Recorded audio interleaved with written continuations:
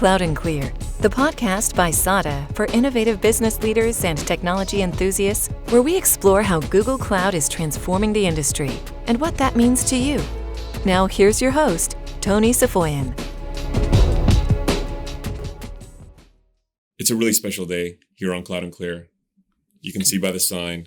Yes. We're in a completely different space, a new space.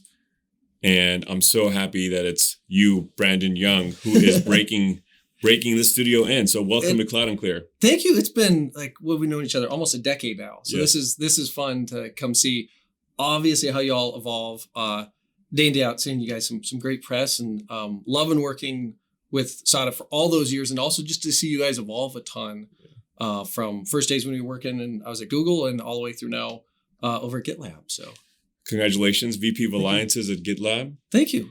And you're also on the board of the Linux Foundation. Yes. So open source fan? Yeah, we're pretty belligerently open source, and both we've gotten so much as a company. We leverage open source everywhere. Yes. We also have a very strong commitment to always keep GitLab open source for people to use however they would want. And so that's going to continue to be a big piece. And then obviously with the Linux Foundation, there's a lot going forward, and we endeavor to be as big a steward, as good a steward as we can of both of the code, but of the culture and of everything else that has to move forward to make open source work. It's an amazing place, but it's not. It takes a lot of work. Certain people, I think, move and sort of migrate in their careers and end up in certain places where you're like, that is precisely where Brandon should be. So it's amazing to witness from my standpoint as well. Like, it's amazing. It has been, the journey's been awesome. Yeah. The journey with Google was wonderful. And in fairness, I sort of got to cheat because working with hundreds of partners, an amazing team at Google, I did have an opportunity to work with enough partners like, oh, now that one is really interesting. Yeah. And the funny part about the story is I take a lot of pride in really understanding the technical details as best I can behind companies and industries and all of that.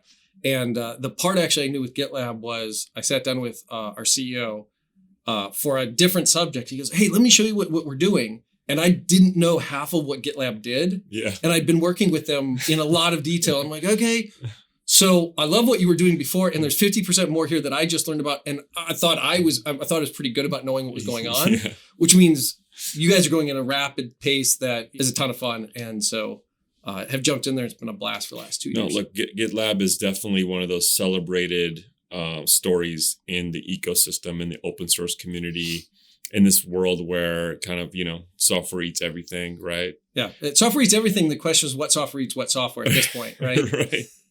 Right. And it's just incredible the last decade plus. I mean, we've been partnering with Google for 14 years. So a big part of that journey was when we met you at the very early stages of GCP, and really kind of the App Engine days. And, you were kind of put in charge of that at the time. And we're trying to figure out how it's going to play into our broader Google enterprise strategy, where back then it was really rooted in just G Suite, and then Maps was taking off for us.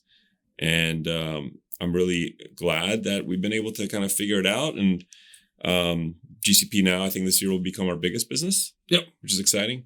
It's in fuego, so there's no question. Yeah, right. But the way that, again, certain people enter your life, and even though they leave like your sort of near atmosphere, they go into a different orbit, and they continue to influence you in my life. So that's you. Thank you. And GitLab, and the most recent and most meaningful ways has nothing to do with a commercial relationship, even though that's awesome as well. But it's really about the cultural influence. So quick brief, I think, and you know this, but Miles came on board from Google, and he was like, we're growing past 150 people. We have to start writing things down.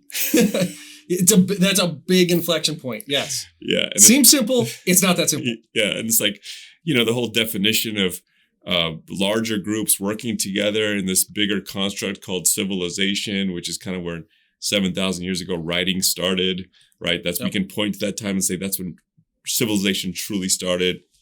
And it was kind of a aha moment for me because we love going fast and, just kind of trying things and making 80% decisions, that kind of stuff. But as we started to become more distributed as an organization and started to do things more sort of even faster, but we had to be more precise. Like, how do you achieve that? And he pointed me to GitLab's open source company handbook, all 3,000 pages of it. Yes. And I think that's when I contacted you and said, hey, how's this working? And yes, it's been, that is one of the things we take the most pride. So context, our handbook was started way back when by the founders, by Sid and all the founders. And a lot of it was driven just by necessity. So first off, the company's fully remote. So that necessitates a level of writing things down that you wouldn't necessarily get if you were in the same place. Started out with, one founder is Dutch and the other is Ukrainian. So okay. So you got a culture or you've got a language question. Right. And so the process just really started on, hey, before we have a conversation, take the time and write it down. And this practice exists in other places in different formats. So it's not particularly unique. But the discipline of writing it down first and then sharing what was written down, that has changed for me also just in coming to GitLab in the last 2 years of I get on a call and the first thing question is, so what's been written down? Right. And that wasn't that wasn't how I operated really in the past. No, it's not how Google worked. No, it's not how Generally, Google worked. yeah. Yes. And doesn't need to as much. It's very centralized from a decision-making standpoint. And so it's doable in different ways. We just were fully distributed and had to go down that path. I've definitely drank the Kool-Aid, but it is way more efficient. Yes. And it's a lot more inclusive. I could not agree more. And there's so many magical things that it opens up and makes possible. I think this whole concept of asynchronous communication. Mm-hmm. It's like we don't all have to be in the same room at the same time. You're talking about a globally distributed organization, different time zones. Yep. But the fact that we can work on a document, and you guys are a big Google Doc shop as well. That's been a huge piece, The Google Suite all across the board. Yeah. Although the amount of email that I now do is frighteningly small, which is awesome. Yeah. No, it's amazing because you spend, instead of 100 emails back and forth, you're working on one document. Right. Decisions are crisp, new processes, new products, whatever. These things can be born out of this hyper collaborative but documentation-centric approach. And we've definitely embraced that. I think we could do a better job and we will over time. But every time somebody wants to talk about anything now, I'm like, here's a format of what we use to document things. Start here. Yep. Don't send me a bunch of emails. Yes, and you'll if you watch, and I learned this day one with working with Sid and with leadership as Sid's comment. We're hyper transparent as well, so everything is public. Yeah. And so I would have a conversation, and the first question Sid always will ask, and again, culture comes from the top down, is, hey, have you made this shareable and can everyone at the company see it? And not just everyone at the company, but if at all possible, everyone in the world. And there's a few times you can't, but sure, make it fully. We believe everyone can contribute. And if we believe that, we have to live it. And if we do it, we have to trust it. And if you do it,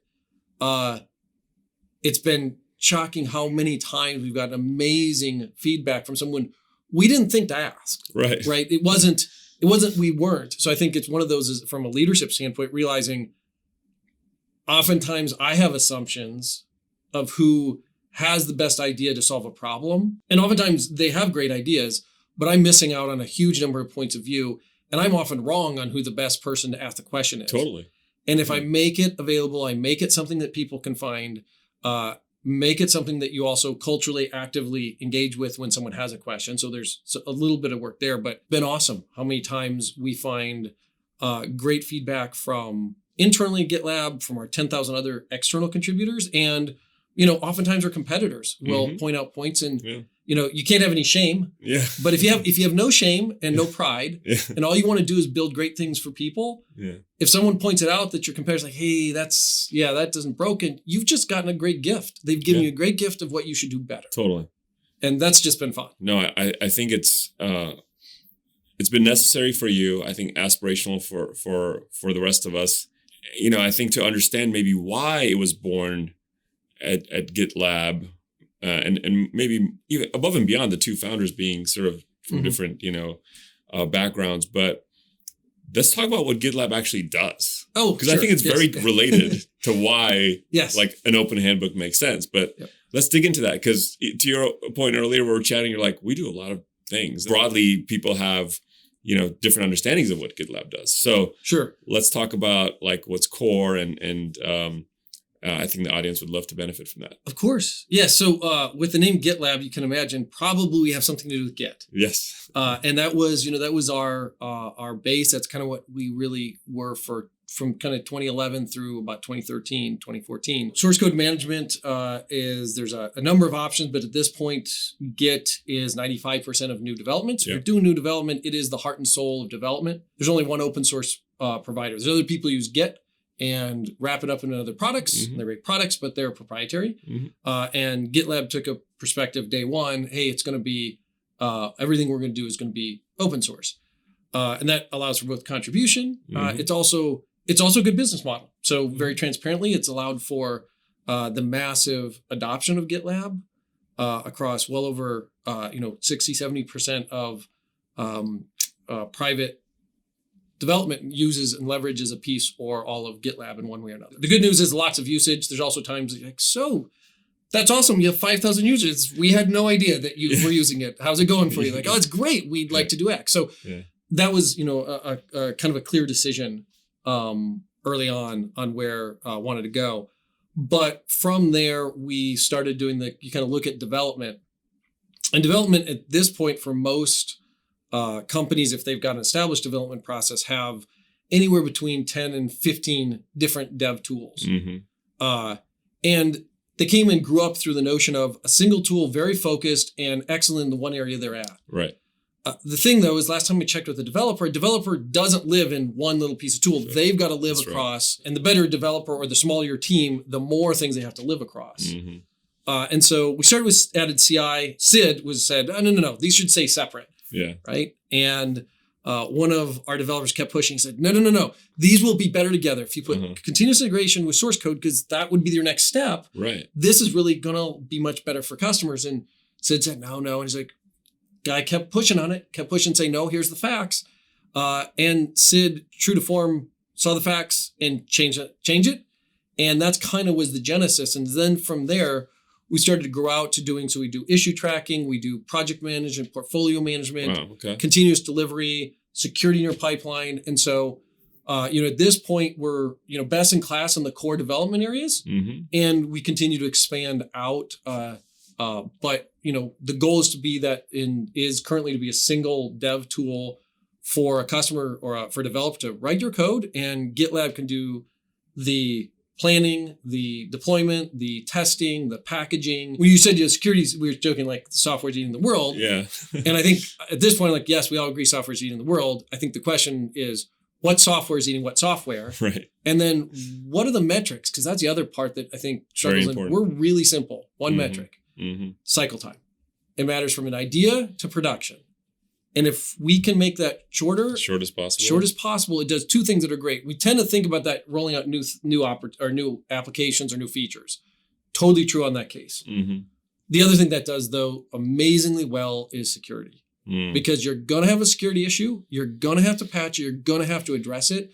And if you have a short cycle time, your security goes through the roof. That's really what we're focused on, is just helping people focus on developing the software, kind of almost back to where App Engine. You're talking the whole idea of what App Engine was the platform, in terms of, hey, write your code, deploy it, and then it just runs. Right.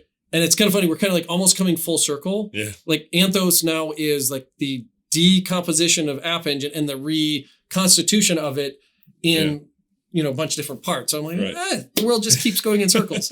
Not in a bad way. Just we keep reinventing the same ideas. We can talk about this for hours, but we're on the kind of the forefront of really interesting, complex, bigger cloud deals, and customers are like, can I buy this hardware? Like, I'm like, really? I thought the whole thing was like consumption, and like, I want to buy it like hardware. So everything does go in circles. Yes. There's still a reason that people want to buy it. And you talk to a couple of banks, and they're like, yeah, I depreciate it. Yeah. Right. Forgot about that. You guys do all this depreciation stuff. It's rather important. Financial engineering, really important, I guess. Really important, yes. It's interesting what went down the path. First of all, what you said about Sid, I think speaks volumes, which is all of us as leaders in whatever leadership roles, like we're sometimes very certain about things Yes. that we're very wrong about as well. Oh, yes. Oh, yes. Like I've been very certain about some things and completely wrong, but not everyone has the sort of EQ and humility to, with new information, change their mind. Yeah. Can you have strong opinions that are loosely held? And I've heard it said many times. Yeah. It was the reason I went to GitLab, because actually was a discussion with Sid. Yeah. And I brought some other data and he stopped. I was wrong right there. Yeah. I was like, that is what I want to learn to be. Yeah. I want to be able to listen well, hear something that's changed, and be able to let go and change. So I think that's on Sid's page in the handbook. Yes. Yep. And it's on mine as well. Strong opinions loosely held. Yes. I copied pasted quite a bit. I did a lot of customization. You should copy and paste. That handbook is designed, it's 3,000 pages, copy and paste it. Only thing we ask is if you find something you've done better, just tell us what it is, because we'd love to share. We'd love to, share it back. Share it back. Yeah, but that attribute is like, here's about me, my strengths, my weaknesses, blah blah blah. Yep. Strong opinions, loosely held. Definitely made that list for me, because I think it's really important. It's good to have conviction. Yes. But it's also very important to have the ability to change your mind with new information. Yes. And it's empowering to individuals when they can, and you can even see this just in how I feel, and this applies across the rest of the GitLab leadership, but it's just, the example was clear to me with Sid when I was first looking at the company. But it's clear because it's empowering. You know that if you're an expert and you bring a point of view, that leadership listens. Yeah, and it delivers a message that is just, it's priceless in engaging people in what you're trying to accomplish. And anybody with any title should be able to change your mind. Oh, yes. Yeah. Yeah, it's not about like only my C-suite can change my mind. No, it's like anybody. Yes. That's really important. Going back to product for a second. So sure. The journey that, Sid eventually stood behind, which is like, we want to build the whole suite of tools. Yep. And here are all the benefits. In most cases, and traditionally, and we fight this like with G Suite, for instance, which is a suite, right? Yes. There's so many examples of where users or organizations have to make a trade-off. We want best of breed individual tools, or one suite with a bunch of compromises. So we're either compromising functionality with ease of use, cost with efficiency, all these trade-offs. Sure. How do you make sure at GitLab you're going to build the best of breed in the same suite? So we do a couple things. One, so we ship GitLab it's a single application. Yeah. So that makes it somewhat easier. So you may not use all of it, but you get it. Okay. The second thing we do is we do pricing in a really unique way. So we have what is user-based pricing. And what we mean on that, when we look at a feature, so it all ships together. And we do that for two reasons. One, we want to make it easy for people to use it, because again, it all comes back to the one overriding metric, which is cycle time. Yeah.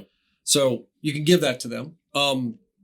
That's important. And it also makes it real easy to update, because as you can imagine, updating and integrating 8 or 10 tools, that's insane.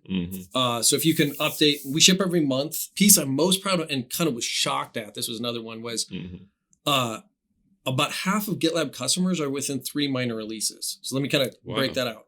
We ship every month and have for 100 months in a row, 120 odd months.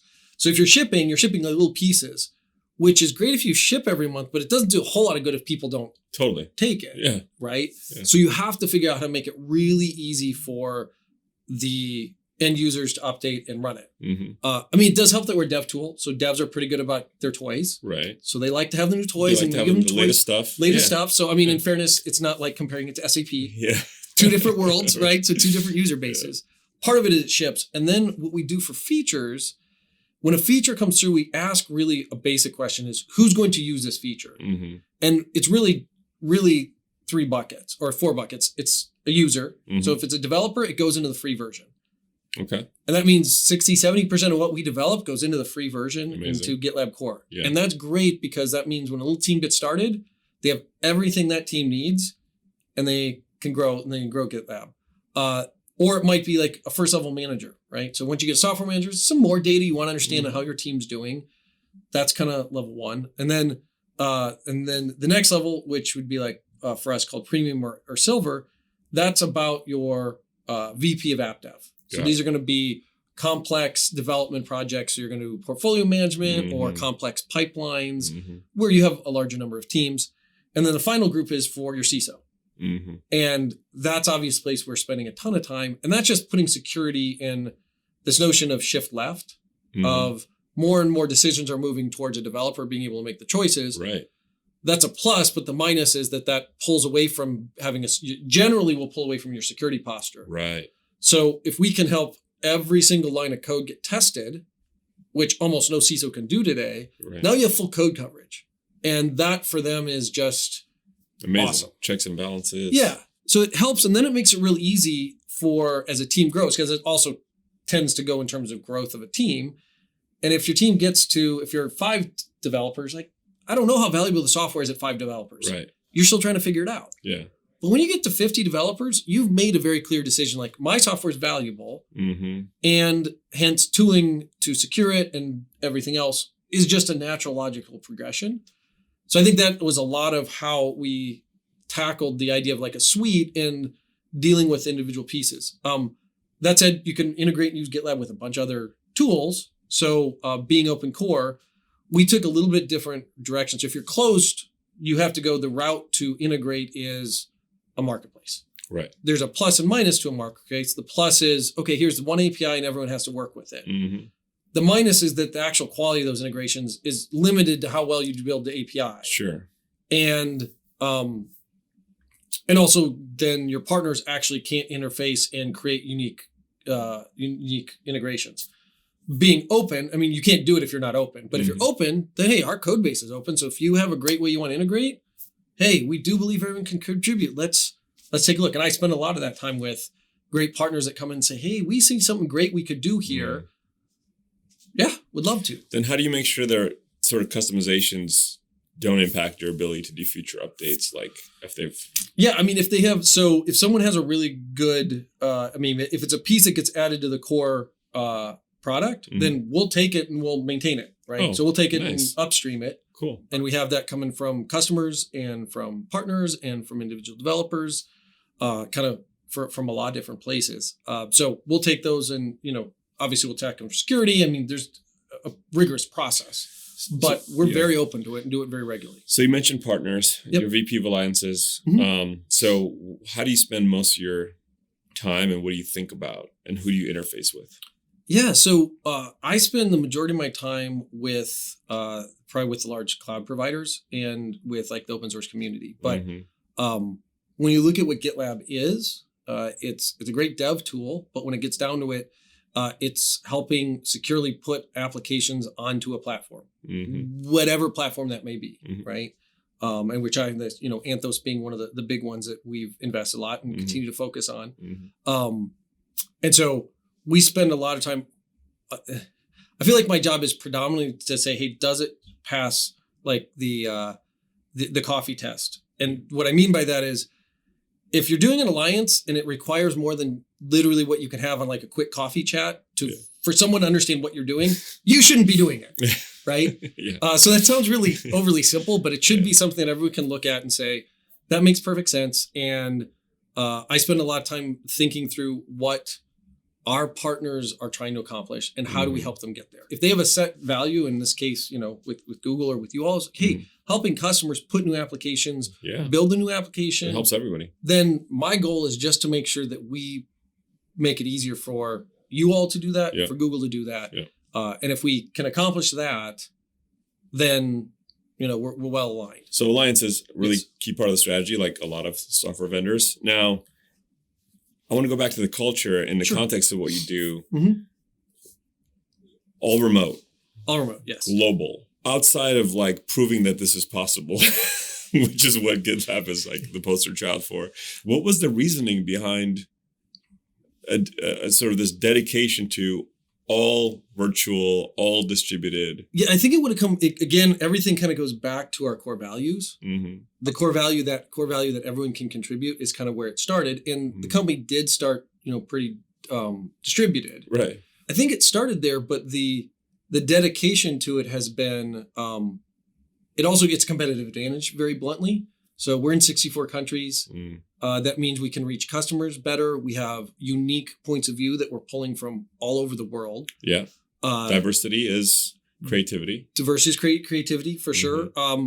No question. Also, being completely remote means our capital structure is people and your laptop, and that is that's your capital structure. No fancy building no with the logo on it. No. Yeah, it was a PO box. So, and if you want to join our boardroom, it is in Sid's dining room is our boardroom.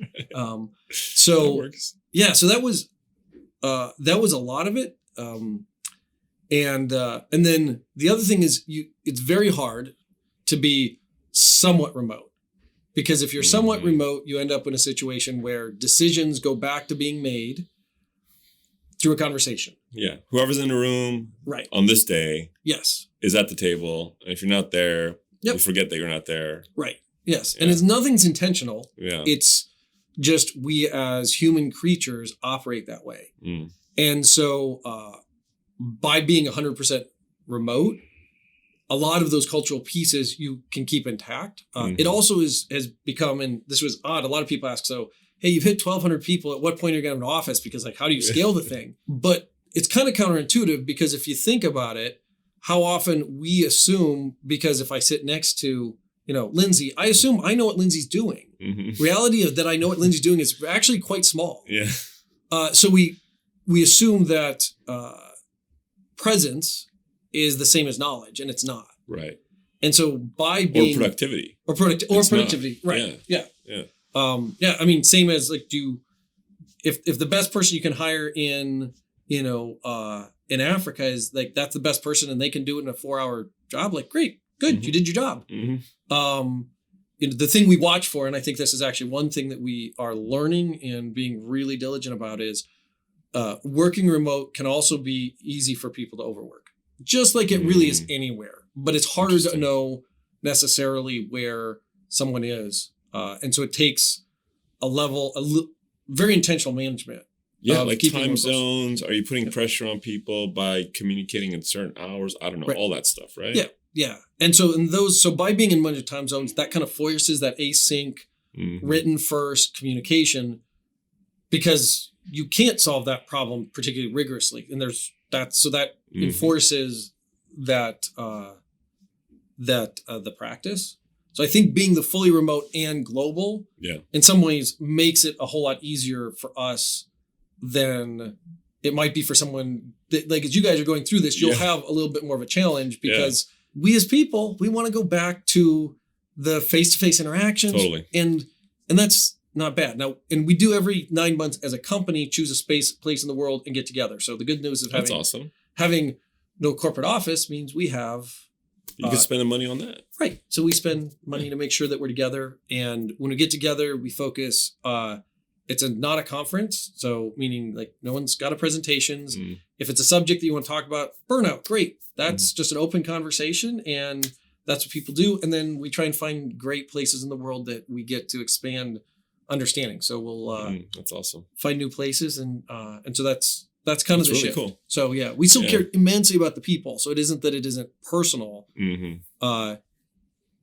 It's just it is tackling in a pretty unique way, because even other companies, like you said, that we know that are fully remote tend to, I think the next one or two, have a large amount of they work off of time zones. So they might be East Coast based time zone working, which again also works well. So in some ways, I think we're probably pushing the boundaries of how it works. And it works better because it's always been that way. Right, totally. Yeah. And when you come in, you sign up for it. So it's not as if we're asking someone to change something. They made the decision, I want to be remote. They know what the culture is. We publish so much, you can watch, all the videos everywhere. Spend a Content's lot of time, a little crazy. Spend a lot of time reading the handbook, watching those videos in the onset of our creating what we call Civ, which we didn't want to just call our handbook because you took that name. So Civ is our name for a handbook. I like Civ. I actually, we talked about that. I love that as a theme to pull through it. Yeah. So you're right about the transition, because, you remember us 3-4 years ago where 90% of our people were sitting in North Hollywood. Yep. And that was sort of part of our culture, which is like, we're here, right? Yep. One office and all that, and it's all kumbaya. But then, it wasn't like, it was just market demand. Where were our customers? Yep. And where do you find the best talent? They're not always willing to move to North Hollywood. Right. And as our customers became, larger and in key markets, and also our partners, meaning Google, started to invest in more field presence and field coverage. Sure. Like, it was fine for us to fly in and fly out when like cloud was new, and there was a high degree of tolerance for like, oh, this one company in LA is the only one that could do this, so we're going to fly them to New Jersey, right?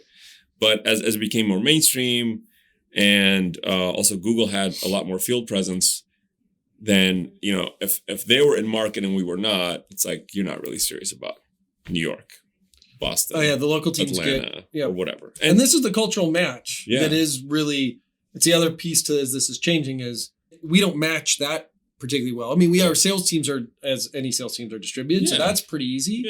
Yeah. But customers want to see you, and it makes sense. And they don't want to just see me and a couple of people with their carry-on bags in the boardroom, which, it's like, oh, you're going to get on a flight and leave in a couple hours, right? So you're not really here. You're not here. Here.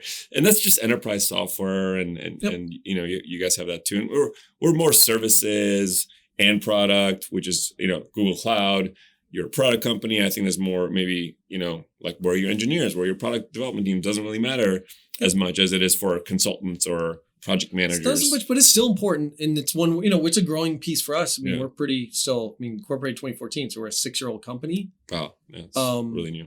Yeah, exactly. Yeah. I mean, this is a part that, in a very engineering started company. Right. And so this is a process that everyone goes through. So, our sales teams have grown rapidly into each region to make sure that we are, that we can support that too. And so, it's part of enterprise sales. It's part of serving a customer's needs. And for talent, it is as Satya Nadella would say, work-life harmony, not balance, because it stipulates a direct trade-off. Let's call it harmony. Yep. But working in a city where that's where your customers are, that's where your other, teammates are.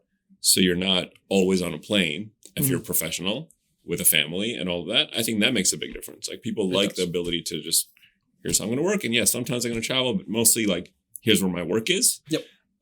So we've seen that be able to attract the type of talent. Otherwise, wouldn't want to come.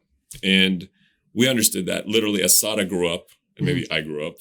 Because we all grew up. I was like in early 20s when these things were not top of mind for me at like 25, Well, and some of this wasn't doable when you started either. Like, you wouldn't doable. Like the remote level. Yeah. I mean, you couldn't, the amount of remote interaction that you can now facilitate. It's amazing. Is amazing. And that would have been, you would have paid a productivity tax on it. Big time. And then now what we're really working on, a bunch of things, because it's really about the people experience. You compete for talent. We compete for talent. We're all competing in some degree, for the same pool of talent, while trying to develop and create more talent in the ecosystem at the same time, which we're all on this journey together. We're trying to create a balance where we still appreciate having an HQ. We still appreciate having field offices, but how do we feel on our journey to make everyone, be part of the team all the time? And I think you're right. It is more challenging when you're dealing with both, but it's something that we're paying a lot of attention to these days. And, every year we get a little better at it. And I know that we cannot sustain our growth and we cannot address the market need unless we continue to figure this out of what a remote or a highly distributed workforce looks like. At least we're focused on US and Canada for now, which makes it a little easier, but it does. Yeah. It's still a big shift from where we were just like 3, 4, 5 years ago. Yep.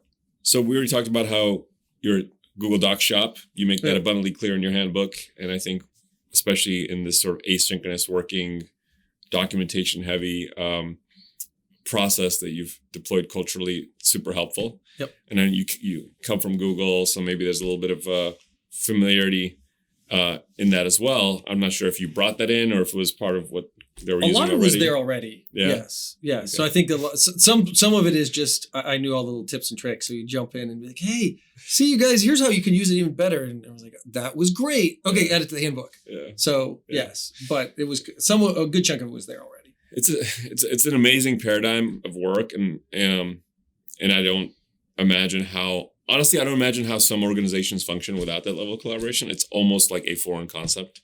But you've expanded your overall relationship with Google. You guys do a lot with GCP. I remember having those conversations together. Yep. So can you talk about what your partnership looks like, or your use of GCP looks like for GitLab specifically? Yeah. So we run our SaaS platform on GCP. We made a migration off of it. So as a startup, we went and took advantage of startup credits on every one of the clouds. Sure. So I guess if you were like sort of jumping around early on, we experimented with all the above, and we still work with all the above a ton. But the SaaS platform we have moved about 2 years ago moved from Azure to GCP, and a lot of it had to do with Kubernetes, and a lot of it had to do with just excellent infrastructure, and kind of in true form of trying to share as we learn. We actually published, and so anyone's welcome to watch literally the exact migration and step by step of how you do it. There's a full issue goes on a very long time. So in fairness, not particularly light reading, but if you want to know, hey, how to migrate a complex application and the kind of the thinking that goes through with it, and we do a very iterative process. So we try, here's what is the migration like. Oh, we hit a snag. Okay, go back, change the issue. Okay, keep moving. So we should definitely post that on this when we publish this. It's like how GitLab migrated to GCP. We should have that link on the post. The link is great, and the part though that's what I think most people don't realize is like there's we put a clip that's, here's an issue. And I'm like, look, it's a nice smiling issue. No, literally it is exactly how you do it. Right, exactly. You can see how we built it, where we made mistakes, what we changed and everything. And so we'll continue to do that.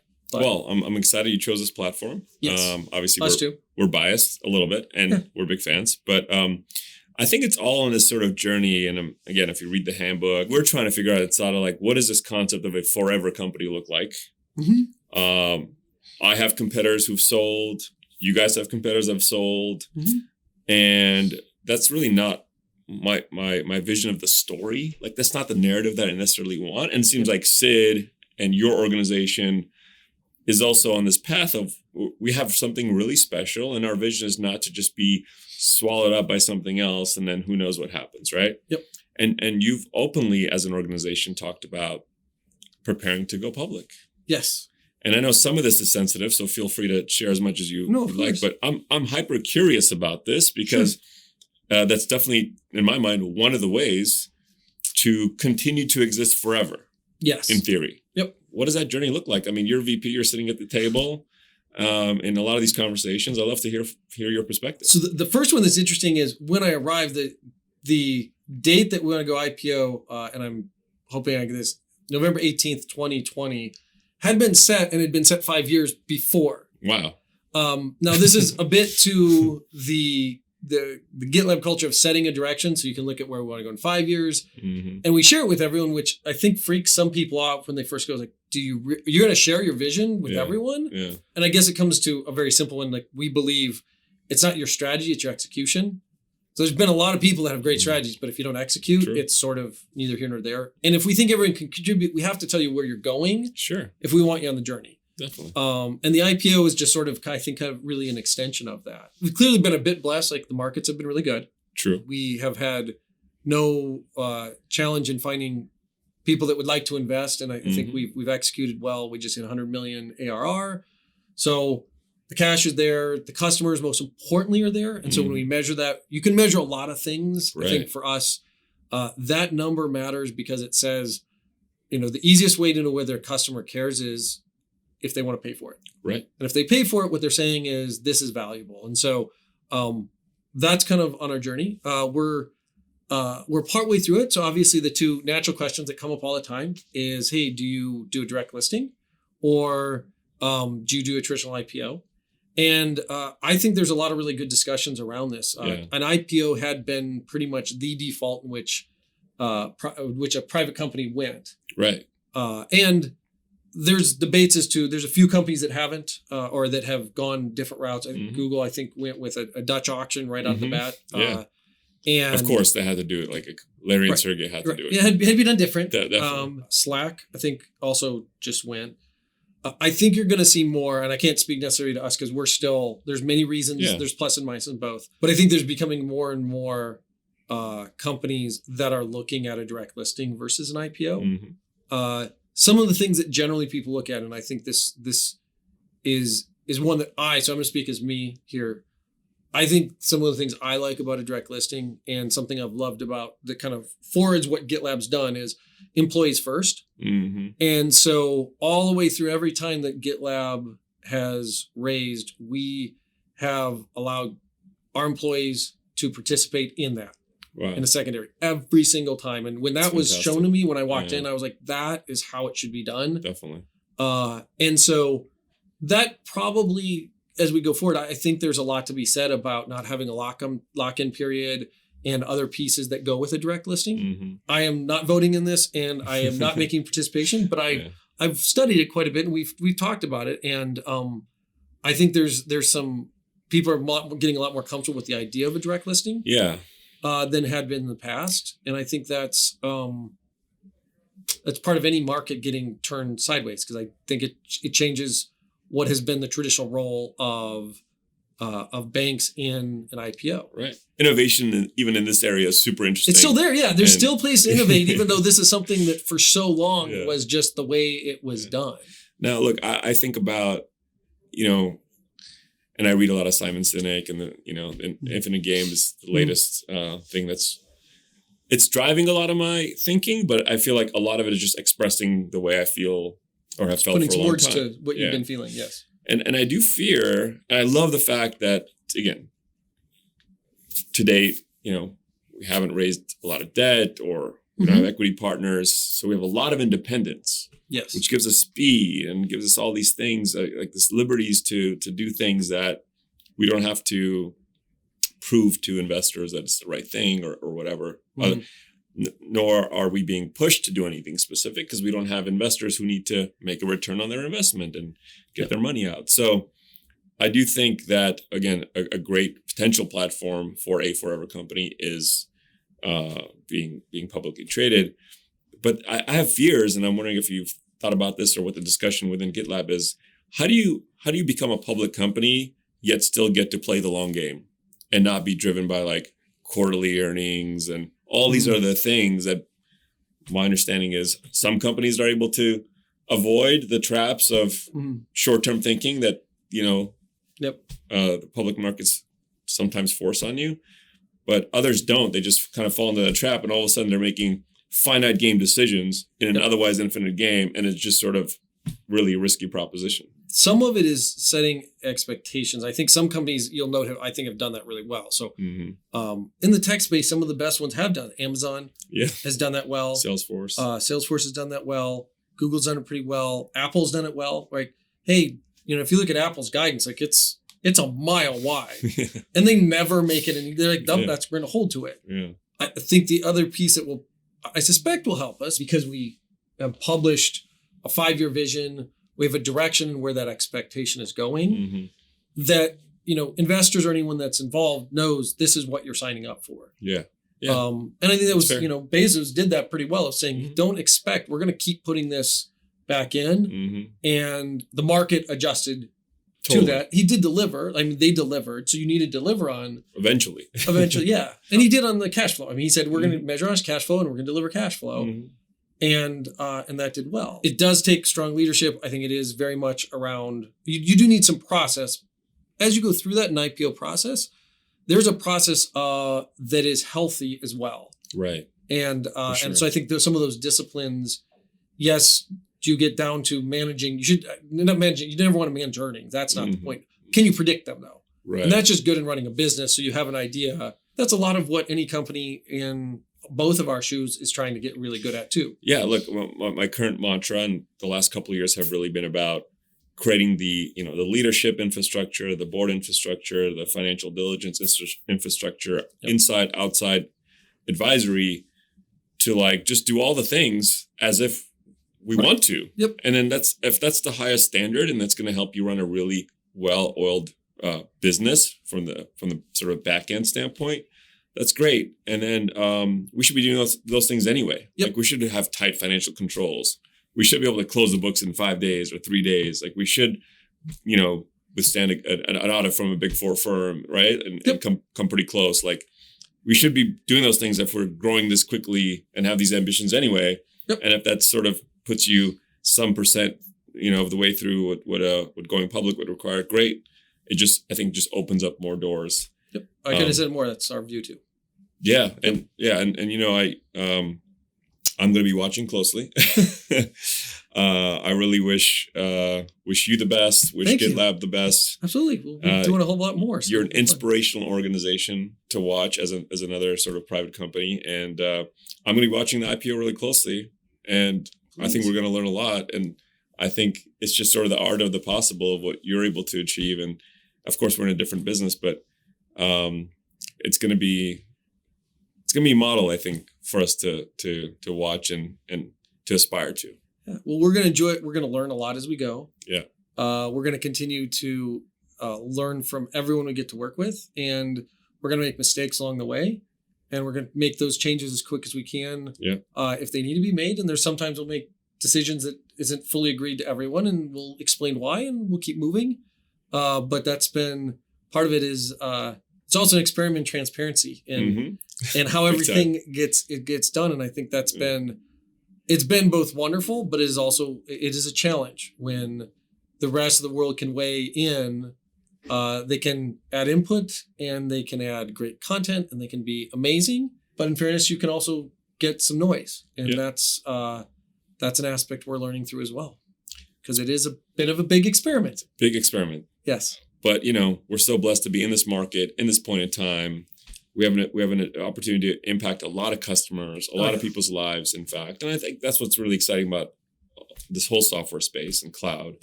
And, we just want to make the best of it by making a forever company that continues on this journey that we've started. Because I think the runway is super long, and this is just getting started. We want to be around to impact and influence more of it and more customers and see and kind of relish in their success, right? And I think that's kind of how both of us measure our own companies. But it's been so great to have you as my first guest in our new studio. Great studio. Always good to be here. Thank you so much for having me. Thank you for coming down. Of course. Thank you for listening to Cloud and Clear. Check the show notes for links to this week's topics. And don't forget to connect with us on Twitter @CloudandClear and our website, sada.com. Be sure to rate and review the show on your favorite podcast app.